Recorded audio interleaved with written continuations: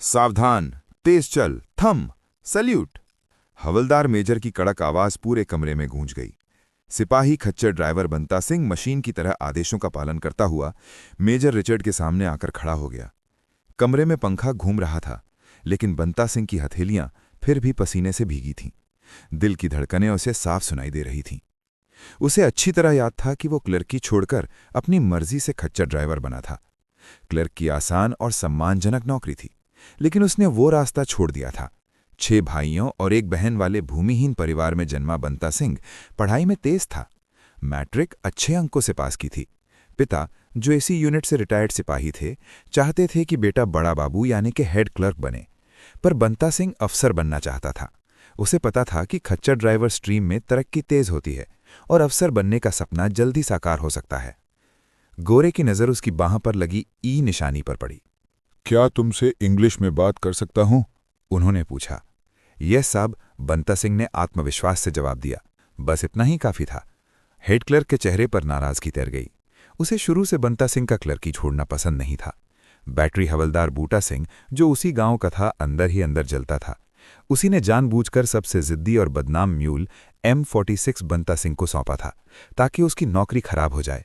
बंता सिंह जानता था कि M46 आसान नहीं है, लेकिन वो रोज उसे खुद चारा देता, उसकी पीठ थपथपाता, धीरे धीरे उसका भरोसा जीतने की कोशिश करता। उसे लगता था युद्ध में यही म्यूल किसी घायल को बचाएगा, किसी मिशन को पूरा करेगा। मेजर रिचर्ड बोले, तुम पर आरोप है कि तुमने कठोर प्रशिक्षण से बचने के लिए जानबूझकर खुद को चोट पहुंचाने की कोशिश की है। इतने में फोन की घंटी बज उठी। मेजर रिचर्ड ने फोन उठा लिया और बात करने लगे। बंता सिंह को कल हुई घटना याद आ गई। कल वो M46 को लेकर कुक हाउस की तरफ जा रहा था। एक हाथ में प्लेट, दूसरे में लगाम। तभी एक कुत्ता M46 के सामने से निकल गया। कुत्तों से डरने वाला M46 बिदक गया और पूरी ताकत से भाग पड़ा। बंता सिंह की उंगलियां लगाम में फंस गईं। वो दौड़ती खच्चर के साथ घिसट रहा था। सामने नाला आ गया तो अचानक खच्चर रुक गई, लेकिन बंता सिंह घिसटते हुई नाले में जा गिरा। भीगा हांफता हुआ जब वो बाहर निकला तो किनारे पर और बाकी म्यूल ड्राइवर खड़े उस पर हंस रहे थे। किसी ने हाल नहीं पूछा। बूटा ने बस कहा, जानबूझकर लगाम नहीं छोड़ी, खुद को चोट पहुंचाकर ट्रेनिंग से बचना चाहता है, कल तुझे मार्चअप किया जाएगा। मेजर रिचर्ड की आवाज ने उसे वर्तमान में लौटा दिया। Do you plead guilty?